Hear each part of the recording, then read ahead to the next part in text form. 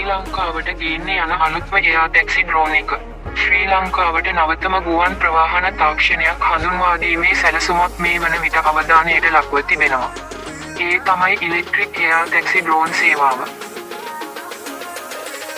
දැනට සාකච්ඡා වෙමින් තිබෙන්නේ AN216S කියන එවටල් වර්ගයේ ගුවන් යානයයි.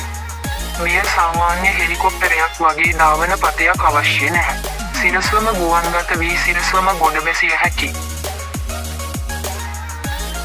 මෙම එයා ටැක්සි ඩ්‍රෝන් එකට මගින් දෙදෙනෙකු රැගෙන යා හැකි අතර සම්පූර්ණයෙන්ම විදුලි බලයෙන් ක්‍රියා කරයි. උපරිම වේගය පැයට කිලෝමීටර් 130ක් පමණ වන අතර එක් ආරෝහණයකින් කිලෝමීටර් 30ක් පමණ පියාසර කළ හැකි. ශ්‍රී ලංකාවේ සිවිල් ගුවන් සේවා අධිකාරිය මේ සඳහා පරීක්ෂණ ව්‍යාපෘතියක් ආරම්භ කිරීම පිළිබඳ සැලසුම් කරමින් සිටින බව වාර්තා වී තිබෙනවා. එය සාර්ථක වුවහොත් අනාගතයේදී අපේ රටේ ගුවන් ගමනාගමනයේ විශාල වෙනසක් දැක ගන්න ලැබෙන්න පුළුවන්. ඔබ මේ එයා ටැක්සි ඩ්‍රෝන් තාක්ෂණය ගැන මොකද හිතන්නේ? ඔබේ අදහස පහලින් කමෙන්ට් කරන්න.